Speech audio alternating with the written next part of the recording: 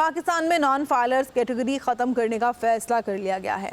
Non filers کی اضافی tax دینے پر گاڑی خریدنے کی سہولت بھی ختم کر دی جائے گی۔ اضافی ٹیکس دے کر نان فائلر اب گھر بھی نہیں خرید سکیں گے۔ نان فائلر کے بیرون ملک سفر پر بھی پابندی عائد کر دی جائے گی۔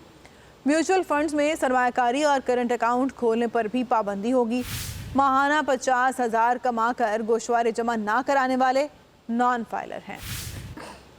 ملک میں نان فائلر کی کیٹیگری ہی ختم کرنے کا فیصلہ کر لیا گیا۔ ایف پی آر نے ٹیکس نہ دینے والوں پر 15 پابندیاں لگانے کا فیصلہ کیا ہے۔ ابتدائی طور پر 5 پابندیاں لگائی جائیں گی۔ ابتدائی پابندیوں میں جائیداد اور گاڑیوں کی خرید و فروخت، میوچل فنڈز میں سرمایہ کاری، کرنٹ اکاؤنٹس کھولنے اور بین الاقوامی سفر پر پابندی شامل ہے۔ بین الاقوامی سفر میں حج اور عمرہ، زیارات اور دیگر مذہبی سفر پر پابندی نہیں۔ اب ٹیکس نہ دہندگان معمولی فیس ادا کر کے بچ نہیں سکیں گے۔ وہ افراد جو پہلے لین دین پر ٹیکس ادا کرنے سے بچنے کے لیے معمولی فیس ادا کرتے تھے، اب ایسا نہیں کر سکیں گے۔ پابندیوں کے یہ اقدامات ایف پی آر کے تبدیلی کے منصوبے کا حصہ ہیں، جسے وزیر اعظم کی منظوری مل چکی ہے۔ پابندیوں کے اس اقدام کو آرڈیننس کے ذریعے نافذ کیا جانے کا امکان ہے۔ Chairman F P R Rashid Langrial کے مطابق 6,70,000 افراد پر مشتمل 1% امیر ترین افراد میں سے صرف 2,30,000 افراد نے اپنے ریٹرنز جمع کرائے اور درست انکم ظاہر کی۔ 12,970 ارب روپے کا ٹیکس ہدف پورا کرنے کے مشن کے پیش نظر 1 اکتوبر سے نان فائلرز کے خلاف سخت کریک ڈاؤن کا فیصلہ بھی کر لیا گیا۔